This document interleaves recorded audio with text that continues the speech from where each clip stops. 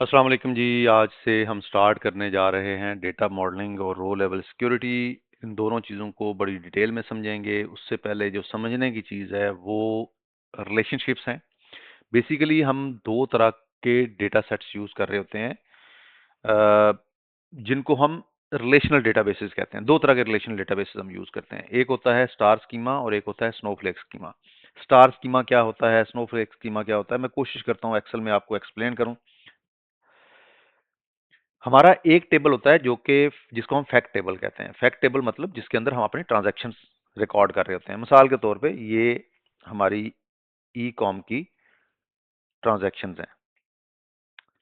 अब e com transactions के अंदर बहुत सारे कॉलम्स होते हैं, जिसमें उसकी आईडी आ जाती है, ऑर्डर आईडी आ जाती है, order line item, order ID, फिर प्रोडक्ट की डिटेल है तो हम प्रोडक्ट की डिटेल में प्रोडक्ट आईडी यूज करते हैं। हम प्रोडक्ट की बहुत सारी कॉलम्स हैं, वो सारे के सारे तो यूज नहीं कर सकते। इसी तरह से कस्टमर की बहुत सारी डिटेल्स हैं तो हम कस्टमर की सिर्फ आईडी यूज करते हैं। सप्लायर है तो सप्लायर की भी हम सिर्फ आईडी ही यूज करते हैं। सो आईडीज यूज करके जब हम एक टेबल बनाते हैं, फैक्ट टेबल, तो डेफिनेटली उन आईडीज का रिजल्ट भी तो हमारे पास कहीं पे होता है। तो हमारे पास फॉर एग्जांपल हम हमारे पास एक है प्रोडक्ट आईडी। इसमें हमने प्रोडक्ट आईडी यूज की, प्रोडक्ट नेम है, और प्रोडक्ट नेम के साथ हमारे पास है जी सप्लायर आईडी, और फिर हमारे पास है जी इसकी एक्टिव इनएक्टिव, और कैटेगरी, सब कैटेगरी। अब ये प्रोडक्ट की मेरे पास प्रोडक्ट टेबल। अब मैं जरा ना दो कॉलम हाईलाइट करता हूं। अब ये मेरा मेन कॉलम टेबल था और ये मेरा डायमेंशन है, इसको हम कहेंगे फैक्ट टेबल, जो ट्रांजैक्शन रिकॉर्ड कर रहा है। हर नया ऑर्डर आने के साथ यहां पर एक नई एंट्री बन जाती है। अगर उस ऑर्डर के अंदर 10 आइटम है तो 10 रोज ऐड हो जाएंगी, लेकिन ऑर्डर आईडी एक ही होगा उसका। अब इसके अंदर जो प्रोडक्ट की डिटेल है, ये सारी डिटेल तो मैं नहीं ऐड करना चाहता हर दफा, बल्कि मैं क्या चाहता हूं कि मैं यहां पर जो वन आईडी लिखी हुई है वो यहां पे आ जाए, जिससे मुझे पता चल जाएगा कि इस प्रोडक्ट का नाम है लैपटॉप, और इसका सप्लायर आईडी है अगेन 10, और ये एक्टिव है।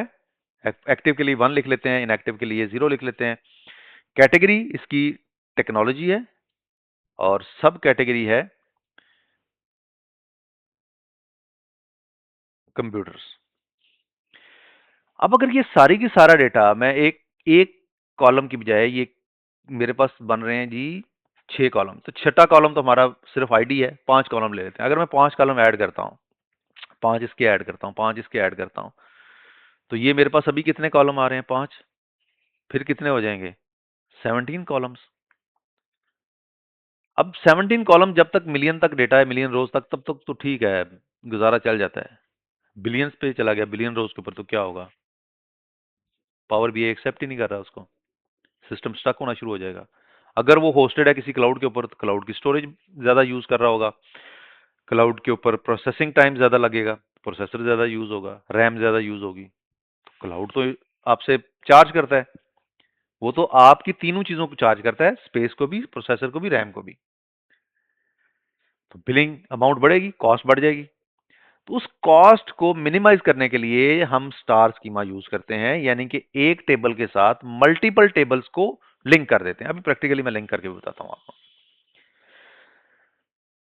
अगर, अच्छा, इसको हम कहते हैं स्टार स्कीमा। लेकिन अगर यहां पर मेरा एक नया टेबल हो जिसका नाम हो सप्लायर,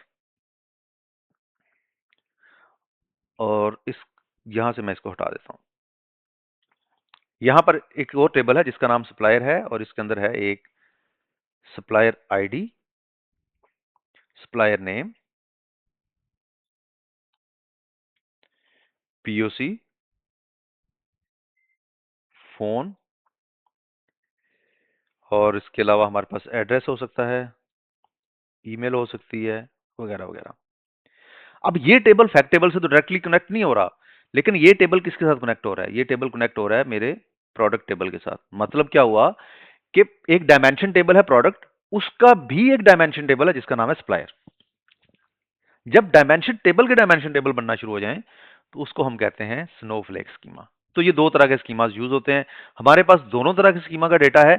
आप लोगों को एक स्कीमा का डेटा मैंने ऑलरेडी शेयर कर दिया था, जो कि हमने गेटिंग डेटा के टाइम पे एक रिपोर्ट में ऐड भी कर लिया था। ई कॉम डेटा के नाम से मैंने आपसे ये फाइल बनवाई थी।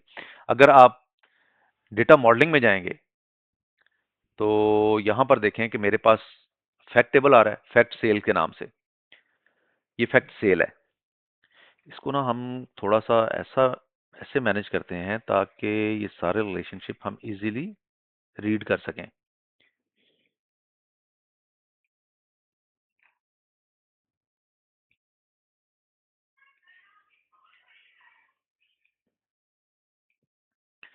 ये डिम कैंपेन है, इसको भी कहीं पे एडजस्ट करते हैं। अच्छा, ये मेयर्स को फिलहाल आप भूल जाएं, ये नहीं है, ये हम आगे चल के इसके ऊपर जब काम करेंगे तो फिर देखेंगे। अच्छा, ये डायमेंशन डिम कैंपेन का कोई भी किसी के साथ लिंक नहीं बना हुआ। अब आपने देखना क्या है, इस फैक्ट टेबल के साथ ये सारे टेबल जुड़े हुए हैं, लेकिन ये सारे टेबल इंडिविजुअली आगे किसी के साथ भी इनका कोई लेना देना नहीं है, कोई लिंक नहीं है। तो मैंने भी आपको क्या बताया था कि जब फैक्ट टेबल के साथ डायमेंशन टेबल डायरेक्टली कनेक्टेड हूं और किसी डायमेंशन टेबल के साथ कोई दूसरा डायमेंशन टेबल लिंक ना हो, तो उसको क्या कहते हैं हम? स्टार स्कीमा कहते हैं। So this is the star schema. अब इसमें हो क्या रहा है, डेटा में जाएं और फैक्ट टेबल को देखें। यहां पर हमारे पास ऑर्डर आईडी है, ऑर्डर लाइन आईडी है। ऑर्डर लाइन आईडी बेसिकली इस टेबल की यूनिक आइडेंटिटी है, यानी कि एक ऑर्डर के अंदर मल्टीपल लाइन आइटम्स हो सकते हैं।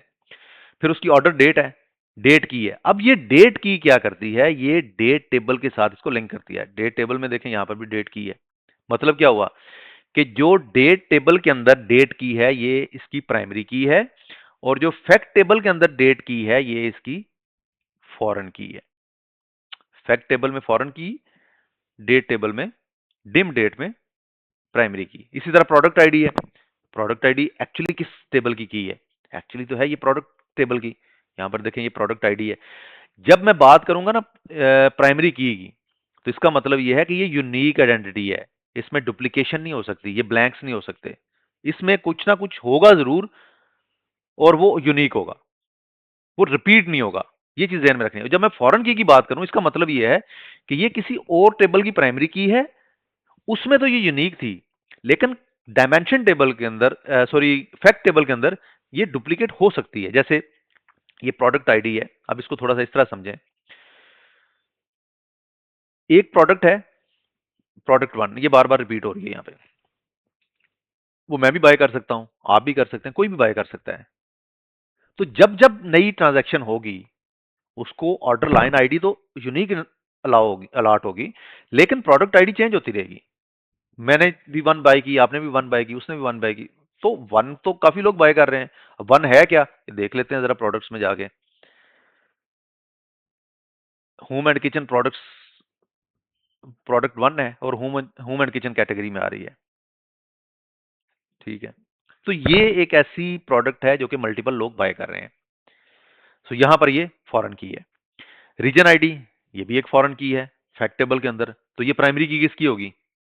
यहां पर हमारे पास रीजन, डिम रीजन के नाम से एक टेबल आ रहा है, जिसमें भी रीजन आईडी आ रही है। कितने रीजन है? 6 रीजन है, जिसमें कंट्री में 4 पाकिस्तान के अंदर हैं, एक यूएई और एक यूएसए। और स्टेट्स की अगर बात करें, Punjab, Sindh, KPK, Punjab, Dubai, California. City की बात करें, लाहौर, कराची, पेशावर, गुजरांवाला, दुबई और सैन फ्रांसिस्को।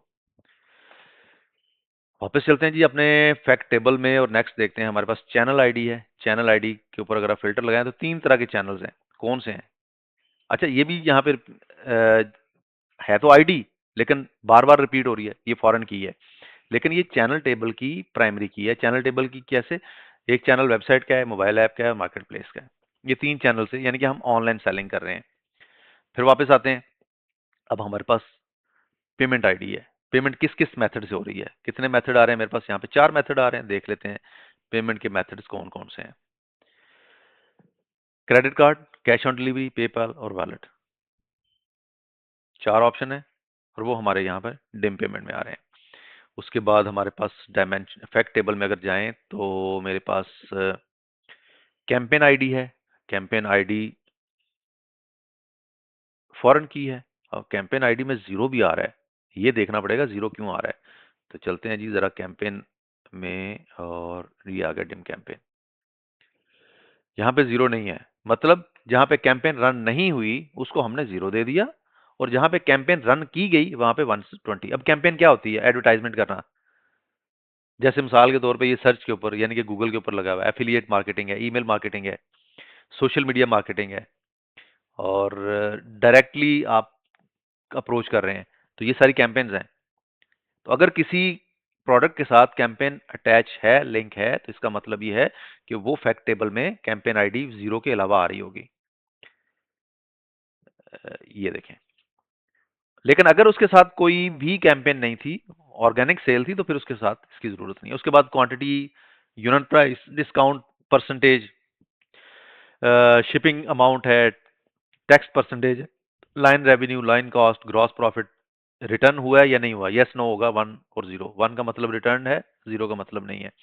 अगर वन है तो इसका रिफंड अमाउंट भी आ रही होगी, कितनी रिफंड की गई है, कितने दिन में डिलीवर हुआ, और स्टेटस क्या है, डिलीवर हो चुका है, प्रोसेसिंग में है, रिफंडेड है, रिटर्न है या शिप्ड है। तो इसकी ऑर्डर स्टेटस भी है। अब ये जो कॉलम है ना, यहां से लेके क्वांटिटी से लेके ऑनवर्ड जितने भी हैं, ये सारे के सारे फैक्ट टेबल के अपने कॉलम हैं।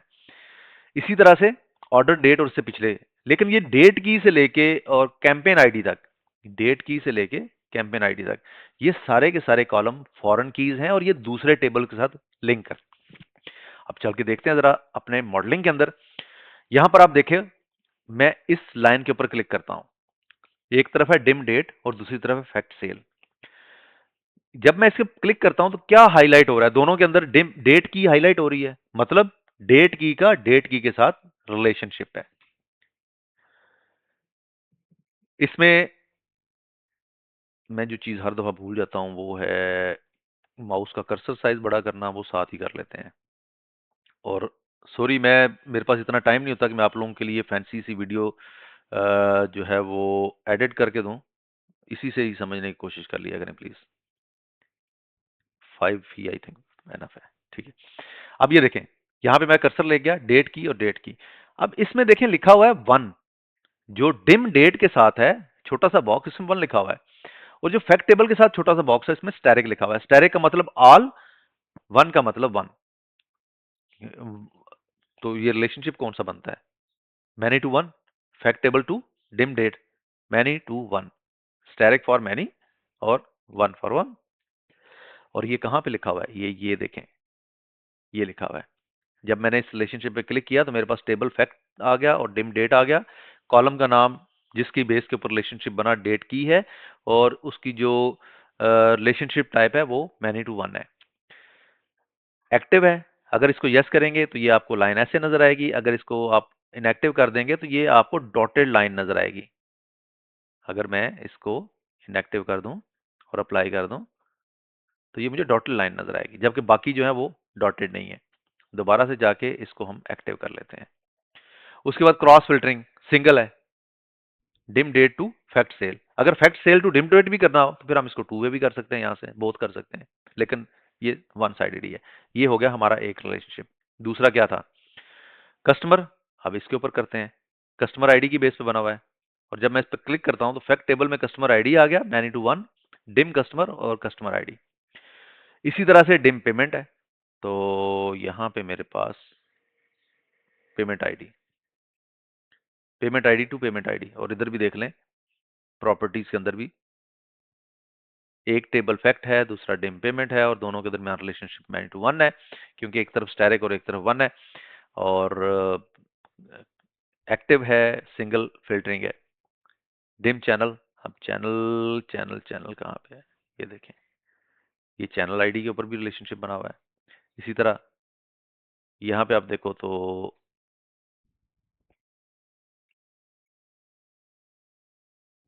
रीजन आईडी पे, प्रोडक्ट आईडी पे। अब ये टिम प्रोडक्ट है तो प्रोडक्ट आईडी पे होगा। अब एक टेबल ऐसा था जिसके ऊपर रिलेशनशिप नहीं बना, और वो है कैंपेन का। इसके ऊपर हम मैनुअली बना लेते हैं। कैसे? एक तरीकाकार तो ये है कि मैं यहाँ से चैनल आईडी उठाऊं, किधर गया चैनल आईडी, और इसके ऊपर लाके ड्रॉप कर दूं, जैसे यहाँ से उठाया और ये ड्रॉप कर दिया। ये एक तरीका है। दूसरा तरीका क्या है? मैनेज रिलेशनशिप्स पे क्लिक करें और यहाँ पे ये देखें न्यू रिलेशनशिप आ गया। पहला टेबल क्या था हमारा? फैक्ट, और इसमें हमने क्या लेना था? कैंपेन। सो मेरे पास कैंपेन आईडी आ गई। दूसरा टेबल कौन सा है? दूसरा टेबल कैंपेन का है, और यहाँ पे भी कैंपेन आईडी ले लें। मैनी टू वन सिंगल, और इसको भी यस करते हैं। तो अब एक लाइन इसके साथ भी बन गई है। इसको हम कहते हैं डेटा मॉडलिंग। इसकी एक प्रैक्टिस और करवाऊंगा आपको मैं डिफरेंट वीडियो के अंदर, जिसमें करंटली हम स्टार स्कीमा यूज कर रहे हैं, उसके अंदर हम यूज करेंगे स्नोफ्लेक स्कीमा। देखते रहिएगा। अल्लाह हाफिज।